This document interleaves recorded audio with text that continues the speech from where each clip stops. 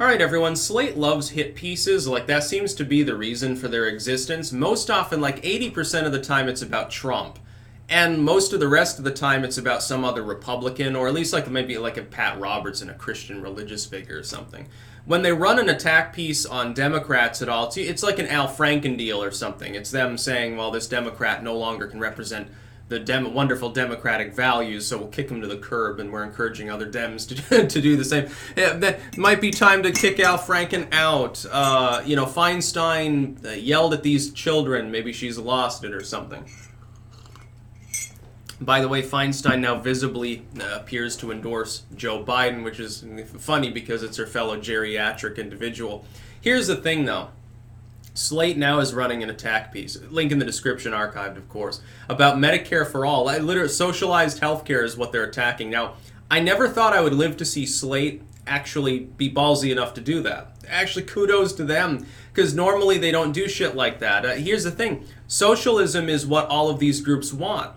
I think the idea is, though, that it's not palatable, and they're correct. Socialized healthcare, if you really explain it to someone, is not generally well liked. If you tell somebody, it's all about phrasing.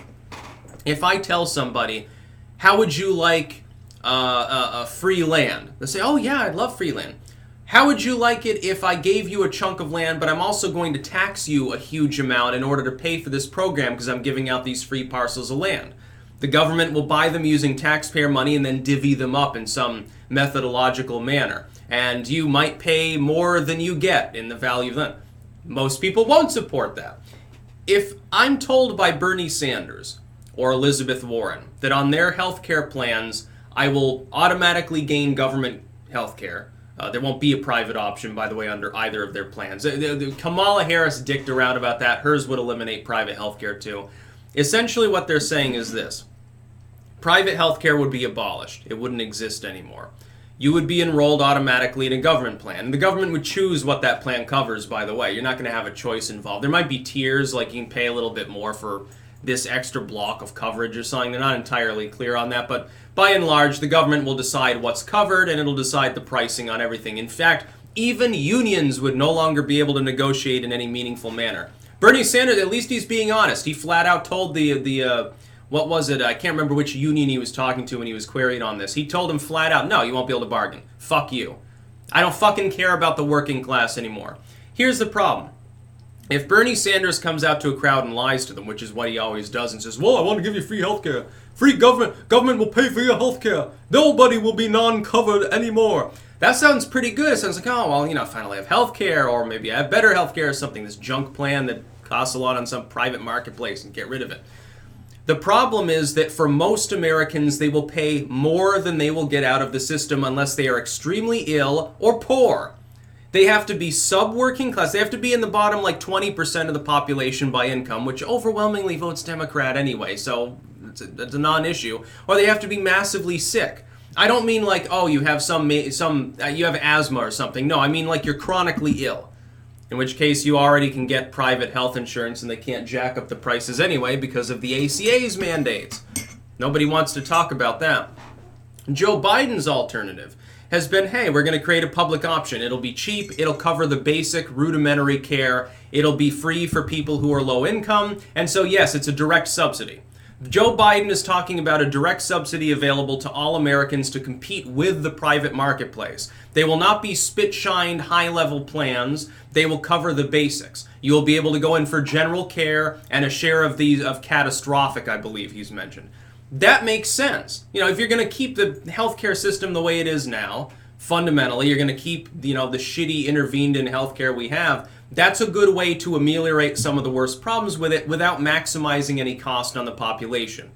It'd up taxes for someone like me by half a point or something. That would pay for it. It's a direct subsidy. Cheap and efficient compared to Medicaid for all, or Medicare for all, or whichever it is, which they're talking about, in which there is no private marketplace. There's no competition. The government will price everything. And you're expecting me, here's the problem. Here's the biggest problem. And Joe Biden ironically hinted at this in the debate, although he did so in a geriatric, demented manner, so it didn't really drive the point home. When he said to Bernie Sanders, well, you have more faith in private corporations than I do. You're an odd sort of socialist. If he had only elaborated on that, if only Joe Biden were more of a wordsmith, if only he were more coherent.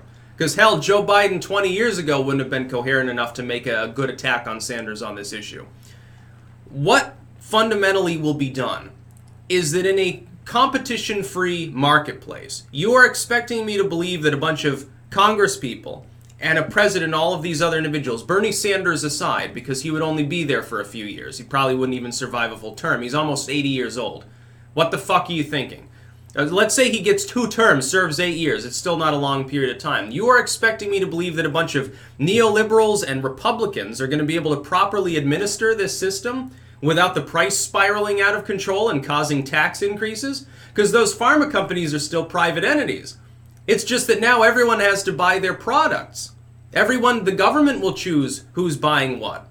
Well, that's great, because then a bunch of senators bought off by GlaxoSmith can make sure that GlaxoSmith's competitors get priced out of the marketplace. Monopolism. It's a government-run monopoly. You're talking about the absorption of healthcare at large. You're not talking about the absorption of health insurance. On its face, it's health insurance that would be government-run. But in reality, it would be everything healthcare related. Devices, surgical procedures and materials, medicines of all kinds, patent law would have to be reformed. It would all be absorbed by government. It can't work. Sanders and Warren's plans are bullshit. They are junk science in every possible manner. Go ahead and implement one of these programs. By the way, cause me to probably fucking move to Thailand. Go ahead and implement one of these programs. See what happens to the economy. You're not going to like what happens. You're not going to like... The unions aren't going to be very happy. I wish that people would read Bernie Sanders' own plan or Elizabethwarren's own plan on their fucking... Go to Bernie Sanders' fucking website and read the fucking PDF. And then use a little bit of common sense, just a tiny little bit of inference. Look at the bracketing that he's admitting to increasing. Oh, well, people who make a lot of money, the tippy tops, they're going to have to pay an effective tax rate of, 60%, I think it was. 50 or 60%, considerably higher than it currently is. That the top tax rate, I think the top tax rate right now is, what's the top tax rate, 38 or 39? Under Obama, it was like 44 or something. It gravitates around that area. He's talking about jacking it to 50, 55, maybe 60. Okay. What the fuck do you think that's going to do to the down bracket earners? So essentially you'll go from 25% to 60% by making $10 more. That doesn't make sense. All tax plans have to be graduated in some manner. At the very least, you have to have cutoffs. Like this amount, you earn up to this amount, you pay this amount of taxes on that material, like a Dutch system or something. I think it's up to the first 30 grand or so. It's taxed at a fairly low rate.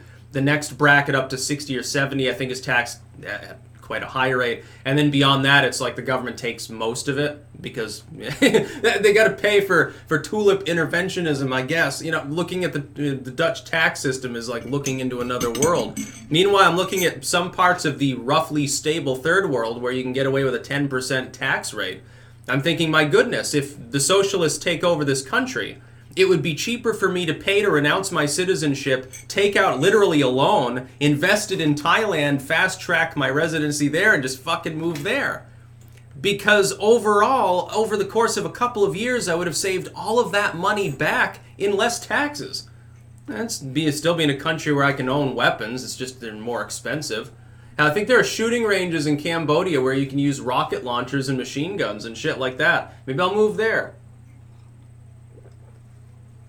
It doesn't matter. I can take my work anywhere in the world. Do you think that I want to pay a 60% tax rate for other people to get shitty health care? They shouldn't even be getting that shitty health care. Why don't we do one of three things? Here's my argument for healthcare reform. It's funny to see Slate attacking these people. It's funny to see a left-wing outlet actually call them out on the bullshit that they're spewing. Here's three possibilities. The first possibility, leave the system alone. The economy seems to be going along fine. Most people are roughly satisfied to some tolerable degree with what they have.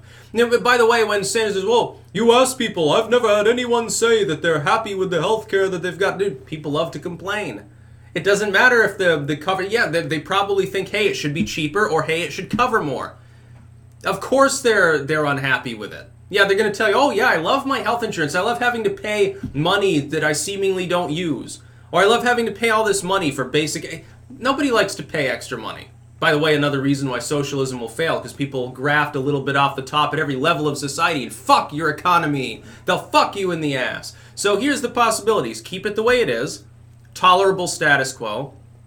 Argue for more like Trump-style reform, which is privatization, cross-state competition. The mandate is already gone, so that's a non-issue. That would probably drive it down. Or do what I'm saying. I'm saying privatize it to the maximum possible extent. Reform patent laws. Tort reform. You can drive down the cost. Yes, allow importation of all possible goods and services. Of course there should be foreign competition. Why should protectionism... It's funny to see the same left that whines about any level of protectionism with fucking soybean farms or cornfields all of a sudden worry about it in the medical markets. Oh my god, no, we need to protect those marketplaces from any form of competition. That's why it's expensive. It's like education. You know, we need more competition in education too. I think why don't you pass a law making foreign diplomas more competitive and see how quickly the price drops here when people start going to India for their education. Oh, well, you know, that's a pretty great idea now, isn't it? It'd be funny, people go abroad to study for a change instead of people coming here for a U.S. education. No, the tippy tops in foreign countries do that because they can get a lot of merit aid paid for by the U.S. taxpayers, which causes the prices to get jacked up even more. Socialism is a failure.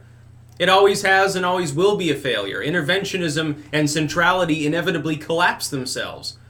If you empower a group to centralize, then you're empowering it to increase that centrality. It'll grow like a tumor. That's why socialism fails. We need to go rapidly and vastly in the other direction. Inject actual capitalism back into our economy. That's how we can rise up for the next century and make it the American century. We're not going to be able to do it in the way that we're currently doing business. We've been trying it we've tried socialism already for decades and decades. The experiment's been ongoing. Every industry it gets injected into fails. It's not capitalism killing education. Capitalism's not killing the healthcare marketplace. Capitalism's not killing anything. Capitalism being restrained is causing the slow death of these various industries that should be totally privatized. Why should education not be subject to the same inevitable biologically based market forces as everything else? Socialism's fucked up. And so are Bernie and Elizabethwarren. It's funny to see Elizabethwarren get attacked even more. Because Berniesanders, he gets called fringe even by elements of the left throughout the years, but Elizabethwarren, it's like, normally people are afraid they'll get called sexist or anti-Native American if they criticize her too much. That's about all. Peace out.